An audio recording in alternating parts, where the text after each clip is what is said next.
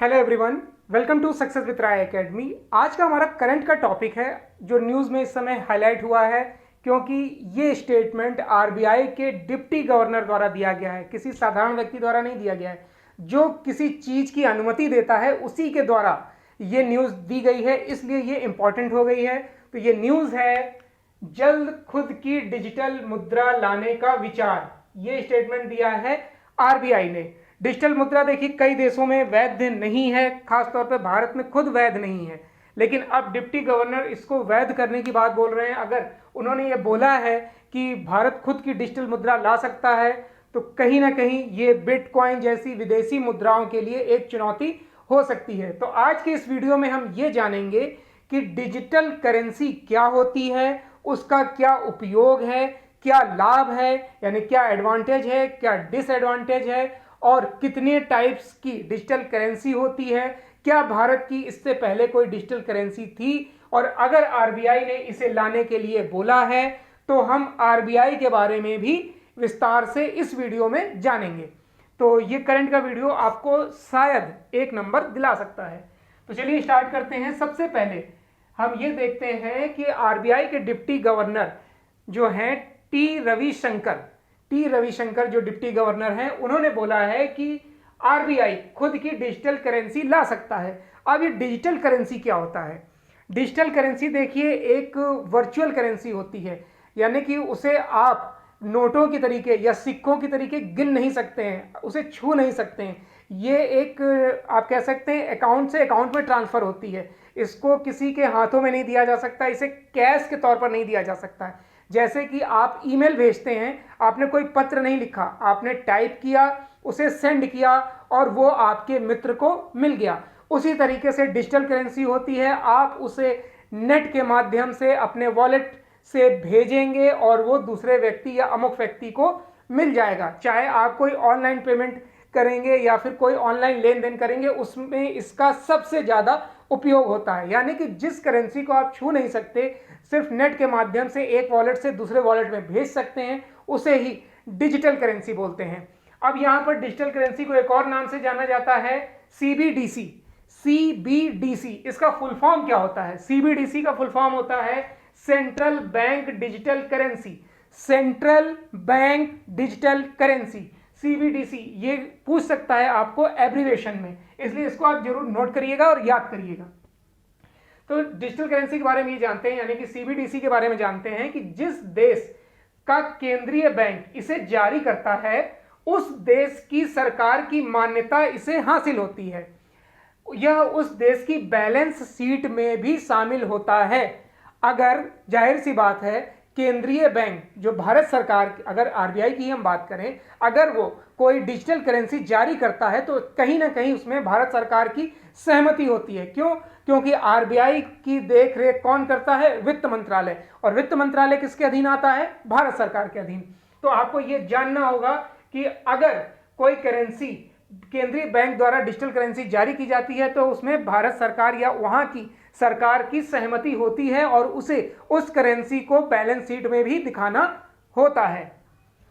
उसके बाद इसका उपयोग क्या है, इसके यूज क्या हैं? देखिए इसके यूज सबसे ज्यादा हैं ऑनलाइन वस्तुओं को खरीदने में। आप जब कोई शॉपिंग करते हैं ऑनलाइन, उसमें इस पैसे का आप इस्तेमाल कर सकते हैं जो आपके वॉलेट में होगा, और आप उस, जैसे मान लीजिए अमेजॉन के वॉलेट में उसे ट्रांसफर कर सकते हैं। सेवाओं को ग्रहण करने के लिए आप रेस्टोरेंट में गए, खाना खाया, मूवी देखने गए, कहीं घूमने गए, तो आपको कैश देने की जरूरत नहीं है, आप इस डिजिटल करेंसी के माध्यम से उसको ट्रांसफर कर सकते हैं। उसके बाद डिजिटल करेंसी को लेकर चलने की आवश्यकता नहीं है। जाहिर सी बात है, जिसको हम छू नहीं सकते, गिन नहीं सकते, तो उसको हम लेके कैसे चल सकते हैं? यानी कि आपको ये एक वॉलेट के थ्रू अपने मोबाइल में, ऐप में रखना होगा और आप उसको वहीं से पेमेंट कर सकते हैं, इसको लेके चलने की जरूरत नहीं है। हालांकि भारत में अभी ये प्रतिबंधित है। देखिए लास्ट में पॉइंट आ गया, भारत में ये अभी प्रतिबंधित है, भारत ने इसे अभी प्रतिबंधित कर रखा है, यानी कि अनुमति नहीं दी है।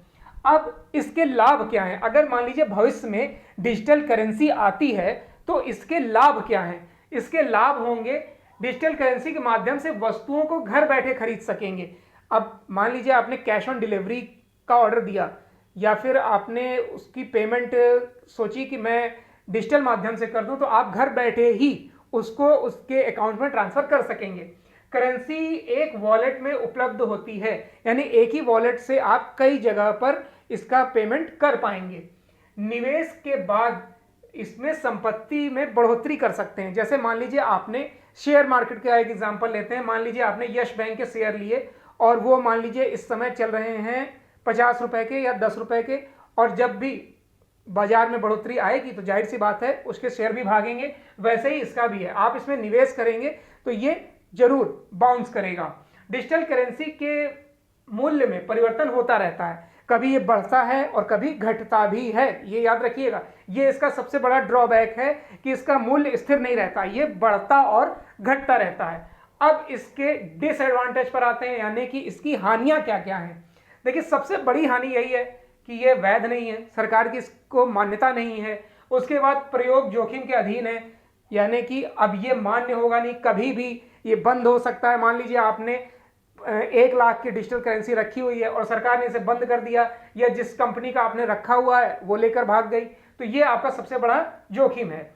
किसी संस्था का इस पर नियंत्रण नहीं है, अभी हाल फिलहाल में इसकी कोई नियामक संस्था नहीं है। हालांकि आरबीआई ने बोला है, लेकिन अभी भारत में इसकी कोई नियंत्रण या समिति या संस्था नहीं है। उसके बाद घाटा यूजर्स की जिम्मेदारी होगी। मान लीजिए आपने एक डिजिटल करेंसी खरीदी जिसका मूल्य चल रहा है 100 रुपए, और अचानक से ये 25 रुपए पर आ गया, तो इसमें आपकी ही हानि है, इसका भारत सरकार से कोई लेना देना नहीं है। यानी कि ये यूजर्स के जोखिम पर है, यानी कि अगर इसमें दाम घट जाता है तो ये पूरी आपकी जिम्मेदारी है। अब हम यहां पर आते हैं कि डिजिटल करेंसी कितने प्रकार की होती है, यानी कि कितने टाइप प्रचलित हैं, जो मतलब कि मुख्य रूप से कई देशों में चल रही हैं। तो उसमें सबसे प्रमुख है रेड कॉइन, फिर है सिया कॉइन, SYS कॉइन जिसको सिस कॉइन भी बोलते हैं, फिर है वाइस कॉइन, मोनेरो कॉइन, और सबसे फेमस जो कई देशों में है, भारत में भी था लेकिन प्रतिबंधित कर दिया गया, बिटकॉइन, जो सबसे ज्यादा देशों में इस समय चलन में है वो है बिटकॉइन। तो बिटकॉइन जो सबसे फेमस डिजिटल करेंसी है उसके बारे में थोड़ा सा जान लेते हैं कि अल सल्वाडोर ने बिटकॉइन को लीगली करेंसी बोल दिया है, यानी कि इसको अल सल्वाडोर ने करेंसी के तौर पर मान्यता दे दी है। और ऐसा करने वाला अल सल्वाडोर विश्व का, दुनिया का पहला देश है।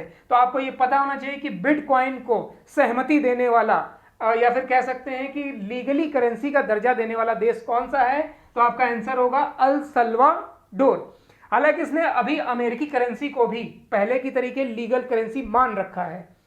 अब इस पूरी कथा का जो सार है वो है आरबीआई, यानी कि ये जो जितनी भी न्यूज आई है वो आरबीआई की वजह से आई है। तो हम सबसे पहले आरबीआई के बारे में जानते हैं। आरबीआई यानी कि रिजर्व बैंक ऑफ इंडिया, जिसकी स्थापना भारतीय रिजर्व बैंक अधिनियम 1934 के तहत 1934 के तहत की गई थी। इसकी स्थापना 1 अप्रैल 1935 को की गई थी। 1 अप्रैल 1935 1935 में की गई थी। उसके बाद इसका राष्ट्रीयकरण कब हुआ? आजादी के बाद। आजादी के बाद 1 जनवरी 1949 को इसका राष्ट्रीयकरण किया गया। इसका जब राष्ट्रीयकरण किया गया तब ये भारत का सबसे बड़ा और सरकारी बैंक बन गया। अब इसका जो लोगो आप देखते हैं आरबीआई का, उसमें आपको ताड़ का पेड़, जो एक पेड़ दिखाई देता है वो ताड़ का पेड़ है, और एक बाघ दिखाई देता है। ताड़ का पेड़ और बाघ इसका लोगो है। 1937 तक इसका मुख्यालय, 1937 तक आरबीआई का मुख्यालय कोलकाता था, लेकिन 1937 में इसके मुख्यालय को बदल दिया गया और इसका मुख्यालय कर दिया गया मुंबई। यानी 1937 से आरबीआई का मुख्यालय कहां पर है? मुंबई में है। अब गवर्नर की बात करते हैं तो वर्तमान में भारतीय रिजर्व बैंक के जो गवर्नर हैं वो हैं शक्तिकांत दास।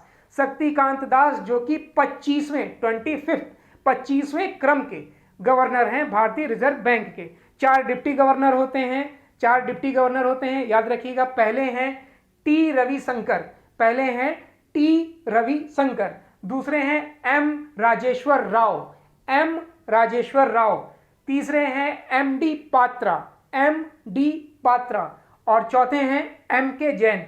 अगर हम डिप्टी गवर्नर की बात करें तो सबसे पुराने गवर्नर हैं एमके जैन। तो ये आरबीआई के बारे में भी जानकारी जी थी, जो थोड़ी बहुत जो आपको जानना जरूरी था। तो आई होप आपको इस वीडियो में डिजिटल करेंसी के बारे में, भारत सरकार की उस पर क्या राय है, क्या सोच है, और क्या उसके लाभ हैं, प्रयोग हैं, यूज है, हानि है, आरबीआई के बारे में जानकारी, बिटकॉइन के बारे में जानकारी, सभी कुछ समझ में आया होगा। अगर आपको ये वीडियो अच्छा लगा हो तो लाइक और शेयर जरूर कर दीजिएगा। वीडियो देखने के लिए धन्यवाद।